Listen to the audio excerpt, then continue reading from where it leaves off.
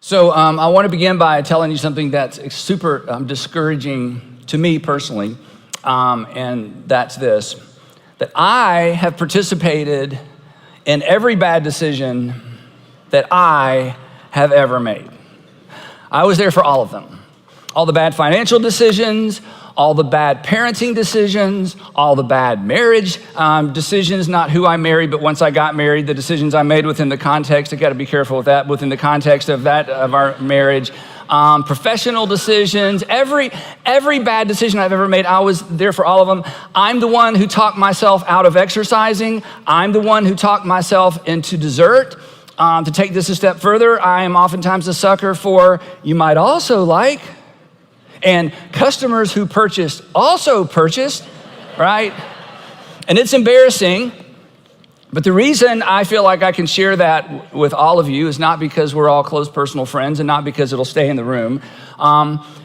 It's because you have participated in every bad decision you have ever made as well. In fact, here's just the strangest thing. You were the mastermind. I mean, I don't know how you figured it out. I don't know how long it took. You were the mastermind behind your greatest regrets. Somehow you were able to pull that off, and you were part of it. Somebody else may have made some suggestions, but at the end of the day, you were the mastermind behind your greatest regrets. Your spending decisions, again, financial decisions, marriage decisions, parenting decisions, whatever decisions. And so the truth is for all of us, and that's what we're going to talk about for the next few minutes, that all of us, every single one of us, face our greatest challenge every morning in the mirror. My greatest challenge isn't you. My greatest challenge isn't my kids. My greatest challenge isn't my profession. My greatest challenge isn't money. My greatest challenge isn't even my health. My greatest challenge every single morning, your greatest challenge is the person in the mirror. The truth is, and I don't know you, but I know this about you, you are difficult to lead. And you should know this because you attempt it every single day. So for the next few minutes, I thought, in light of where we are in terms of the calendar and in light of where we are as a nation, we should talk about leading the American in the mirror. Now, granted, our favorite national pastime, and I get this, and I'm part of this as well, so I'm not pointing fingers. Our most favorite national pastime is criticizing the national leadership of the other party, right? I mean, isn't that our national pastime? It used to be baseball, but now it's just criticizing national leadership, not of our party, of the other party. But again, speaking for myself, but I think I speak for most of us, I have done more, if I'm honest. I've done more to undermine my own success and progress than any political candidate elected to office ever. So today, leading the American in the mirror, which is not fun, because it reminds all of us that we all have work to do. But this is an extremely important topic for a bunch of reasons. I want to give you three, and then I'm going to give you some real specific things to think about as we move into this week and as we move into this next season as a nation. It's a really big deal because you will never be a leader worth following if you don't lead yourself well. You'll never be a leader worth following if you don't lead yourself well. You won't be a leader worth following at home. You won't be a leader worth following in the community. You won't be a leader worth following at work. You will not be a leader worth following if you don't get the self-leadership thing down right. Now, to be clear and to be honest, exceptional self-leadership is not a requirement of leadership, right? I mean, you know a lot of leaders who are a mess personally. You know leaders who are a disaster personally. You may work for one.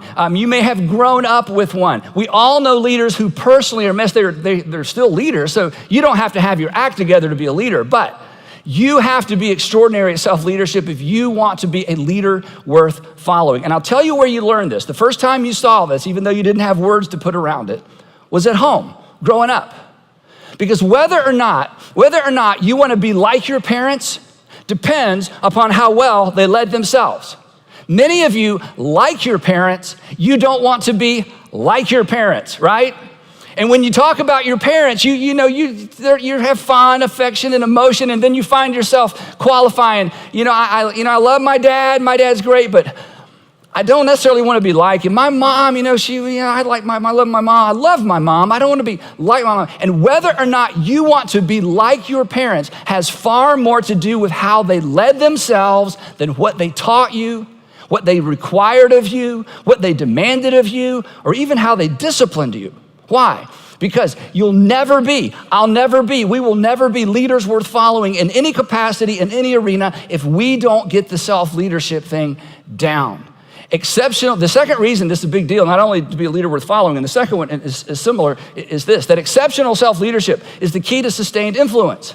Now, there's a difference between influence and authority, you know that. There's a difference between having influence and having a position or having a title. But there's a relationship between influence and how well a person leads themselves, because we are rarely open to the influence of someone we don't respect. We rarely open ourselves up to the influence. Now, we have to do what people tell us if they're our boss. We have to do what people tell us if they're in our authority. But in terms of being open to their influence, we are rarely open to the influence of people who we don't respect. And we don't generally respect people who don't lead themselves well. So if you want to leverage the respect, if you want to gain respect, if you want to maintain respect, self-leadership is the name of the game. There's no way around it. It is an essential to developing a respectful relationship or respect in the minds and the hearts of the people you want to lead. And dads, come on. Moms, come on. This is the name of the game. Because at some point, I had one of my sons, when growing up, he got into this bad habit of saying, I'd ask him to do something. He'd say, Dad, do I have to? Do I have to? Do I have to? And finally, he's like 10 or 11 years old. And I sat him down. I said, look, no, you don't have to. He looked at me like, really? I go, yeah. I said, once you were too big to do this to, you don't have to. I can't make you do anything. I said, but then I kind of, after he got all excited, I said, but here's the deal. Here's how it works in the real world. You can't make anyone do anything. All you can do is keep them from doing things. See, prison is where we keep people from doing things, because we can't make them do anything outside. Then he understood where we were going with that. So the point is, you want to lead with influence, through influence, because you can't make anybody do anything, not even your kids. And how do you gain influence? I'm telling you, it has nothing to do with talent. It has nothing to do with how educated you are. It has everything to do with how well you lead yourself. You have respect for people who lead themselves well, even if you've never met them. If you have the impression, if you're under the impression, even from a distance, a book you read, something you saw or heard about this person, when you have respect for someone, you are open to their influence. And at some point in all of our lives, we want to have influence. So the self-leadership thing is critical. The third reason that this is a really, really big deal, and this is, again, they're all three related, is that exceptional self-leadership is really the key, ultimately, to sustained performance. Because we know this, whether we're talking about the home or the marketplace.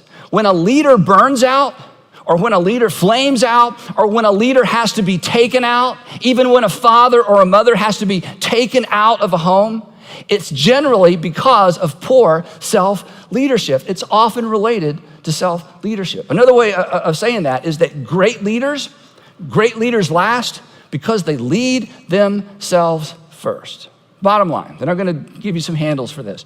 We are no better. I am no better. You are no better. We are no better than what we do.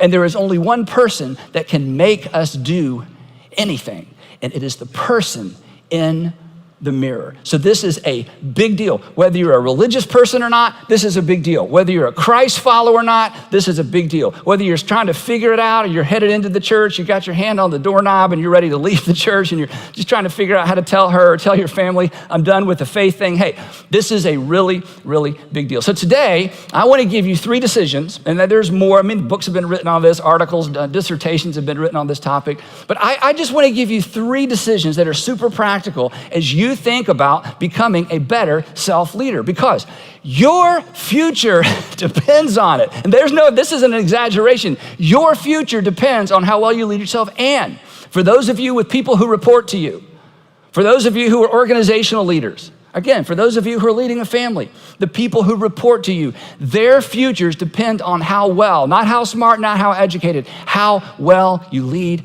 yourself. So real quick, I'm going to give you 3 decisions. Decision number 1, and this is probably the most important. I will not lie to myself, even when the truth makes me feel bad about myself. In fact, I would like for all of us, even if you're driving, even if you're watching alone or sitting with a group watching today, I would like for all of us to just hear ourselves say this, whether we decide to do it or not. So ready, everybody, all together. I will not to myself, even when the makes me feel Now, here is something that you will not hear said much in culture today, but this is true. Did you know there are worse things than feeling bad about yourself? Did you know that? It's like, what? No, the worst thing in the world is to feel bad about myself, so I need to tell myself whatever I need to tell myself to feel good about myself. No. There are worse things than feeling bad about yourself. You know what's worse than feeling bad about yourself? Hanging on to what's bad about yourself. That's worse than knowing what's bad about yourself and then feeling bad about yourself. It is okay to feel bad about yourself if that motivates you to get rid of whatever it is that's bad about yourself. Back in the 7th century BC, there was a prophet. His name's Jeremiah. In fact, Jeremiah, his prophecy is the longest book or the longest document in the entire English Bible. And Jeremiah was a prophet at a really unfortunate time. He had a terrible assignment. He was Jewish. He lived in Jerusalem. And God had warned the nation of Israel over and over and over, if you abandon my ways, if you abandon my commandments, if you worship other gods, I'm just going to have to put you in timeout. That's what God said. He said, I'm going to send the Babylonians. We're going to take all the leaders. We're going to send all the leaders to somewhere else, timeout. We're going to leave all the farmers, because King Nebuchadnezzar was smart. He wanted the ground tilled. He wanted crops. But he's going to take all the leaders and put them somewhere else. And so God kept warning, if you don't obey me, I can't just sit back and do nothing. I'm your father. Good fathers don't sit back and let the kids run wild. They discipline their children. So the prophet went to the king and to the leaders and said, okay, it's game over, okay? It's too late. The Babylonians are coming. Nebuchadnezzar's going to be outside the walls. And imagine if this is your assignment to say to the king, and you need to surrender the city. There's no point in fighting. There's no point in defending yourself. It's too late. Open the gates. Fewer people will die. Less bloodshed. Just let them in. Well, you can imagine how this went over. So they took Jeremiah and they put him in a dry well. Well, it wasn't exactly dry because they're never dry. So he's knee deep in mud, and it's kind of a funny story. And he keeps prophesying anyway. Imagine that. You're walking along, and all of a sudden you hear this voice coming out of the ground.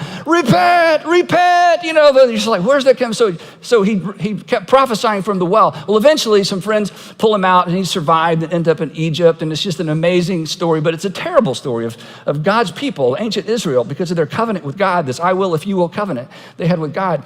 They just went too far. Well, as part of this prophecy, Jeremiah makes this, he says the Lord told him to prophesy and made this amazing statement that just falls right in the center of this conversation. And he makes a statement that we all know is true. And for those of you who don't read the Bible, but have one, this has been sitting around in your house. You should read it. Here's what he said. He said, the Lord told me to tell everybody, the heart is deceitful above all things. Your heart. My heart is deceitful above all things. I mean, how many things are there? A lot of things. Which one's the most deceitful? Jeremiah says, well, God says your heart is the most deceitful. And it's beyond cure. There's no hope. There's no hope. It's game over. There's no hope. Who can understand it?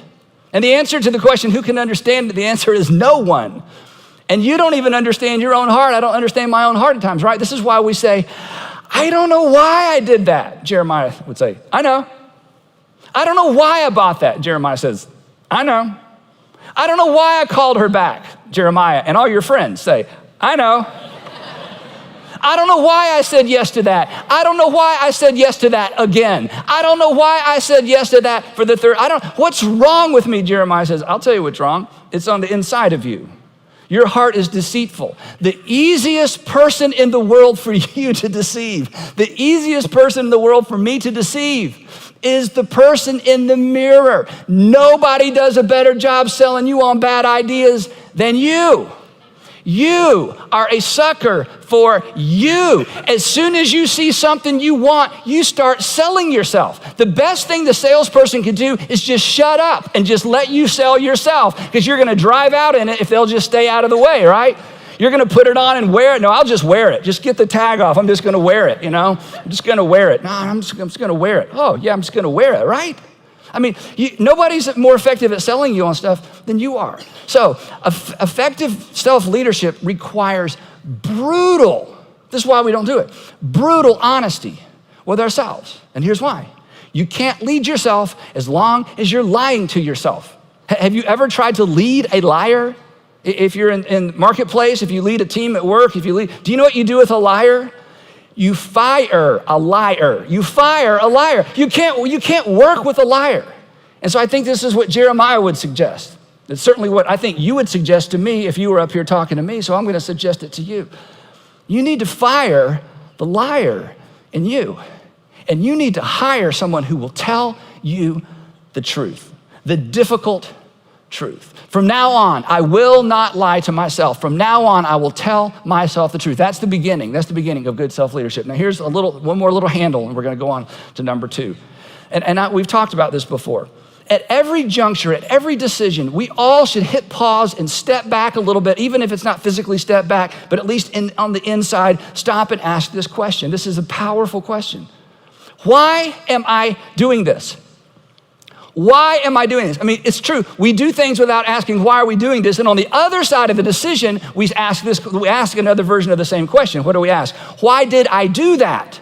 So why not ask a better version of the question on the front side of the decision? Not why did I do that? Now it's too late. Why did I go there? Why did I wear that? Why did I buy that? Why did I release that? Why did I rent that? Why don't we on the front end ask before we make the decision? Why am I doing this? And then here's the thing that punctuates it. Here's the thing that brings a little emotion to the question. Why am I doing this? Really? Why am I buying this? Really? Why am I saying this really? Why is it so important to me that he knows that she knows really? Why am I eating this really? Why am I postponing this really? Why am I avoiding her really? Why am I going there really? Why am I wearing that really? Why? Really? Jesus made a powerful statement in this regard. In fact, if some of you don't know Jesus said this, because there's about 3 or 4 things that politicians quote from the Bible always, and this is one of them. The actual statement is, and you shall know the truth, and the truth shall make you free. And Jesus was talking about something very specific, but in this little formula he gives us, it's so powerful, that truth really does set us free. Truth will set you free, but the opposite is true as well. And this is Jeremiah's point. Not only will truth set you free, dishonesty will imprison you. And if we are not careful, we imprison ourselves when we are less than honest with ourselves. So come on. You want to lead well at home? You want to lead well at work? You want to lead well in your government job? You want to lead well in the community? You want to lead well even if you're just in charge of your homeowners association? God bless you. But whatever it is that you're leading, right? You've got to tell yourself, we have to tell ourselves the unfiltered truth. Now here's a little trick, okay? It'll give you a little space, okay?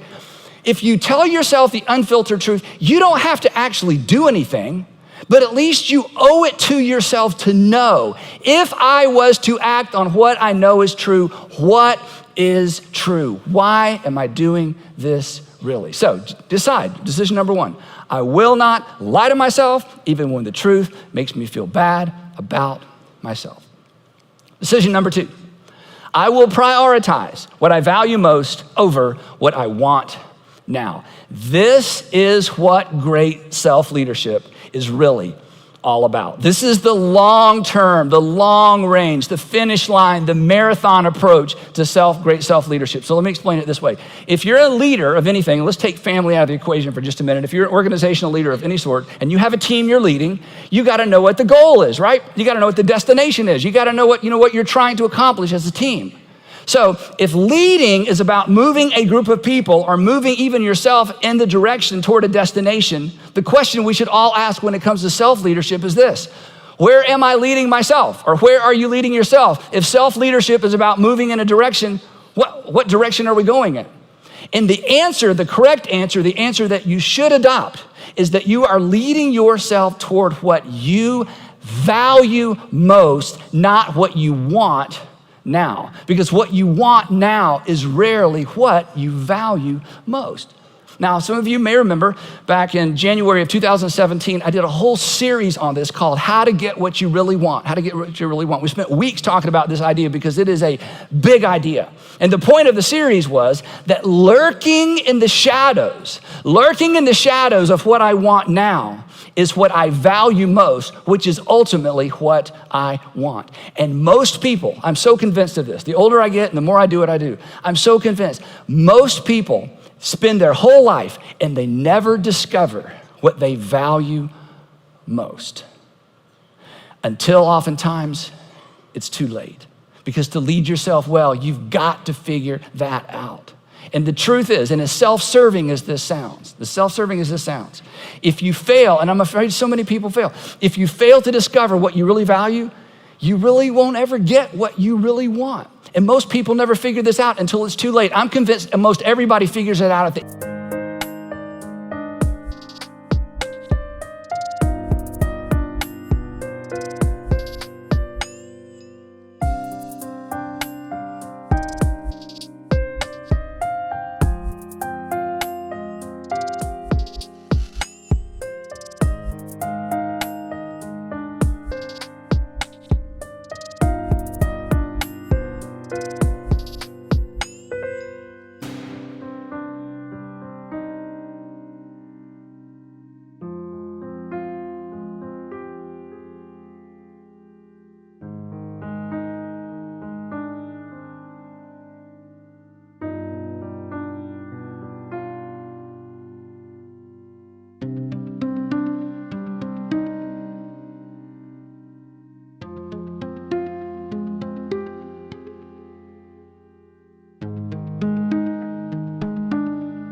end.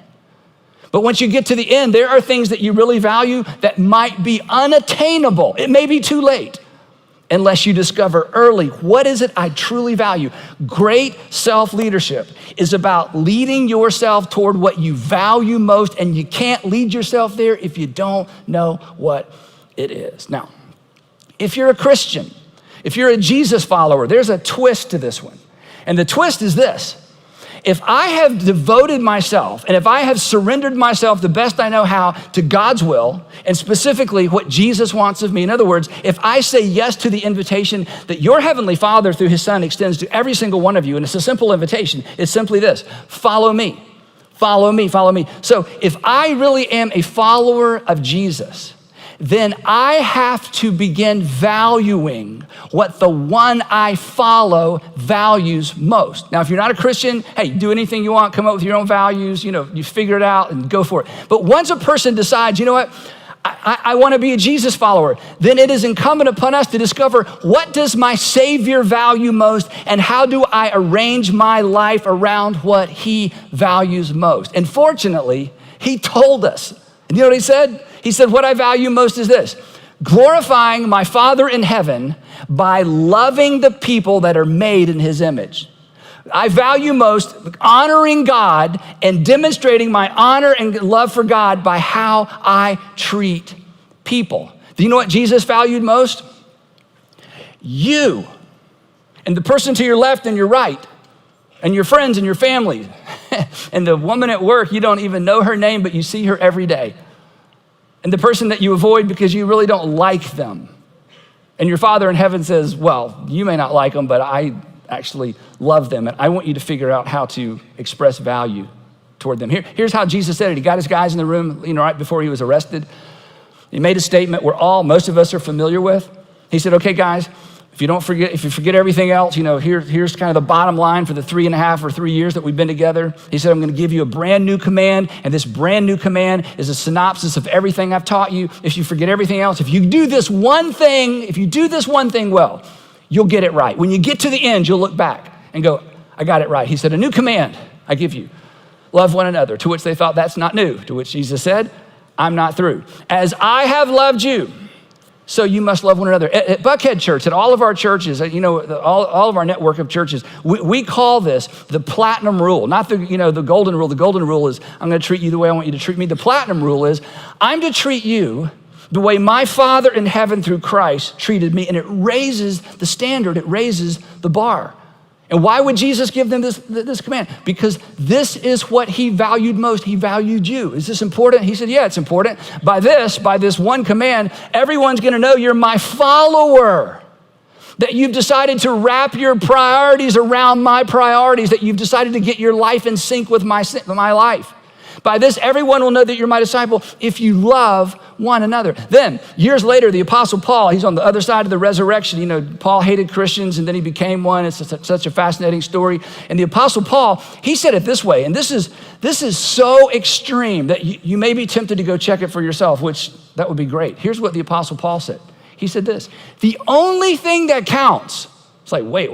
You wrote a lot of stuff. What do you mean? The only thing that counts. In other words, same as Jesus. If you forget everything else, if you want to know what counts, and what does count mean? Count means value. the thing that I value most, the thing that is most valuable, the only thing that counts is faith expressing itself through love. Confidence in God, that's what faith is. Confidence that God is who God says he is and will do what he promised to do. Confidence in God and love for other people. That's where Jesus followers go. That's what they're leading toward in terms of their personal self-leadership, and that's where the people who follow them end up as well. Now, when you hear that, and I understand this, you hear something like that and you go, that's so soft. You don't understand my job. You don't know what I have to do. You don't know the people I have to deal with. I'm a public school teacher, and the parents think they could do my job and they won't leave, or I work in this specific industry and it's just cutthroat, or Andy, I just don't know that can be my ultimate value. I mean, am I really going to ever get anything done? Two things real quick. Let's remember who said this. Jesus and the Apostle Paul. Every secular and Christian theologian and philosopher and historian all agree on this. Between Jesus and the Apostle Paul, they shaped, not influenced, they shaped Western culture. Do you think you are going to shape Western culture? No, you're not. But the moment you think that this is for the weak-kneed and this is soft and this is too gentle, you need to remember who said this. But let me put it in a couch a different way as well. Would you be happy with your life if at the end of your life you had lived your life with faith and love at the center of your life? And I know the answer is yes, because every funeral I have ever attended shouts yes as an answer to this question. Because every single funeral, the good ones and the, hey, let's just don't look over there, look the other way funerals. You ever been to one of those where it's like, somebody's got to say something nice about this person? I tell you what, pastor, just preach us a sermon and we'll go, because nobody wants to share. Go, we're good. You ever been to one of those? 3 or 4 people there because nobody wants to talk? And then you've been to a funeral that fills up a big room and people are lining up. You know what you learn at every funeral? Don't miss this. The value of a life is always measured in terms of how much of it was given away. The value, there's our word, the value of a life is always determined by how much of it was given away. So do you know where we are to lead ourselves if we're Christ followers? And you know what? Even if you're not a Christian, I suggest you try it anyway.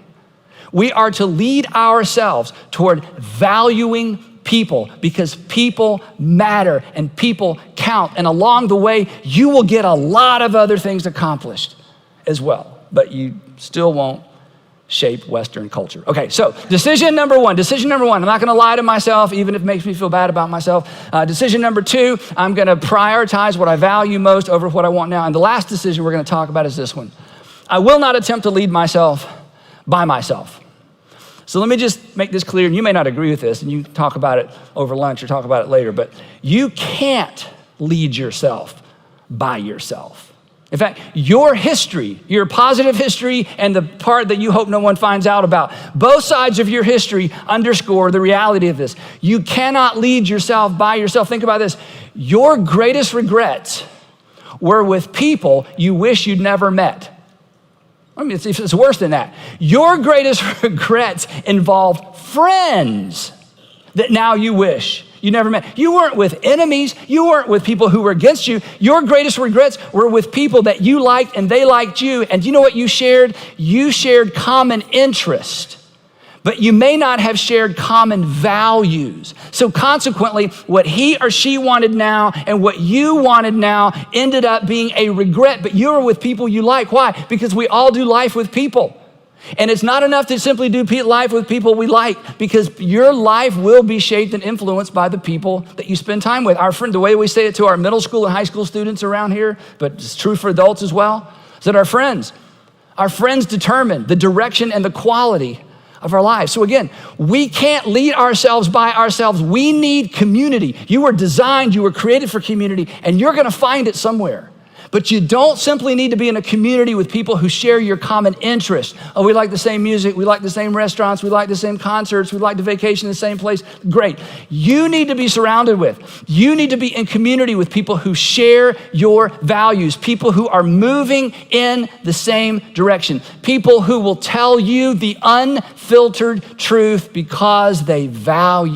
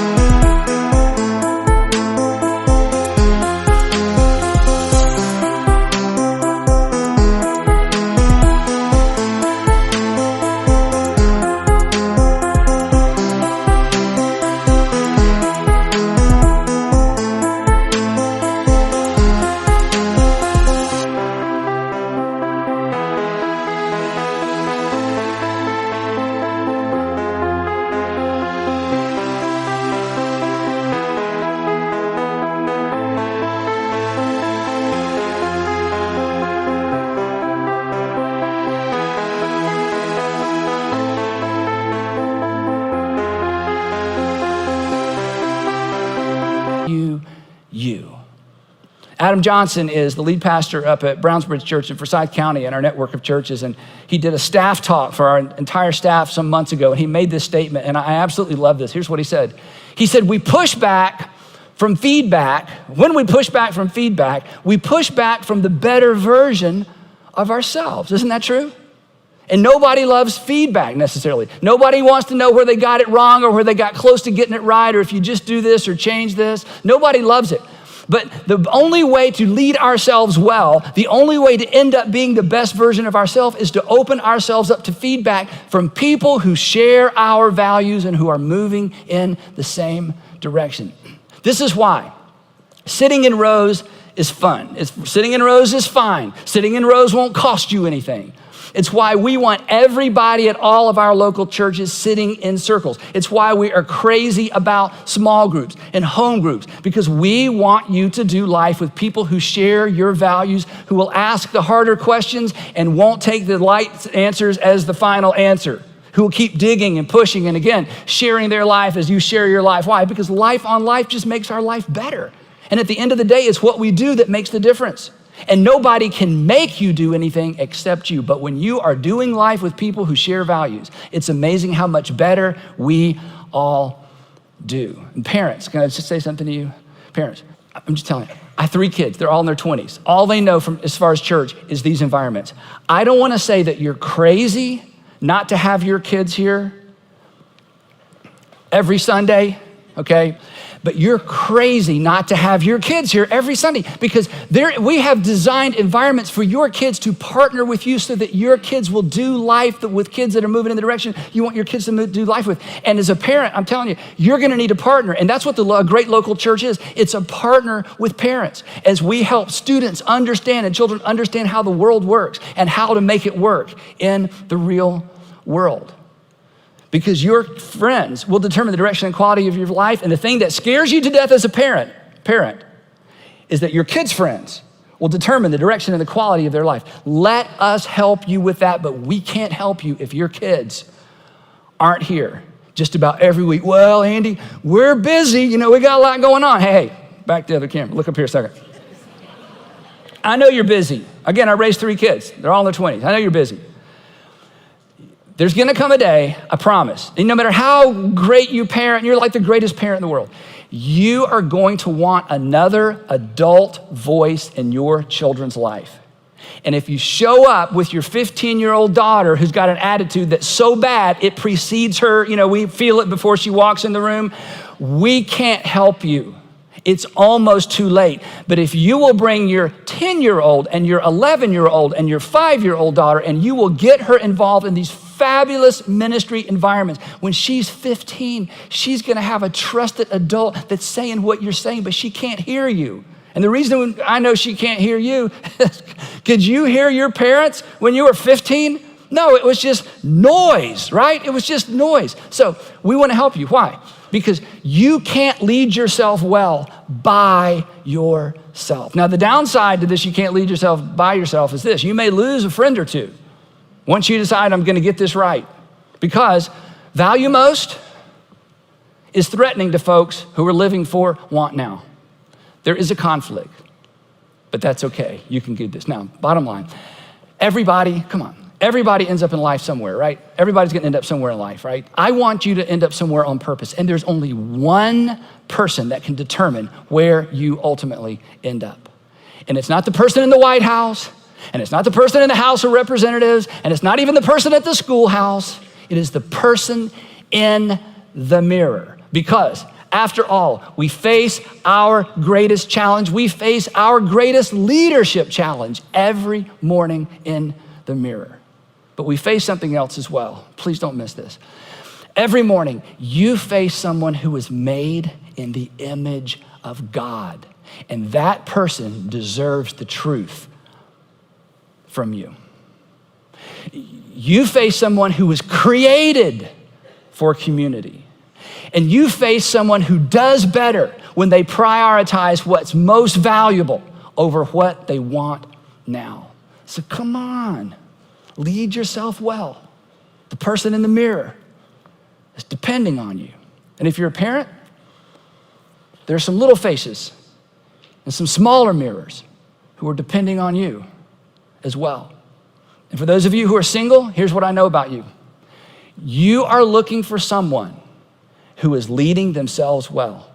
So come on, let's be authentic. Let's be genuine. Be the leader. The leader you are looking for is looking for.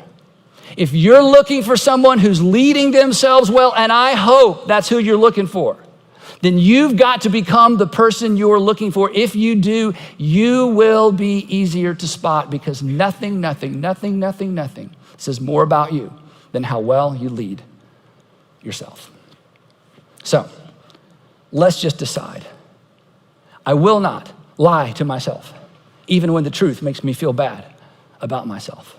I will prioritize what I value most over what I want now, and I'm gonna spend the time I need to spend figuring out what is it I value most. And I will not attempt to lead myself by myself.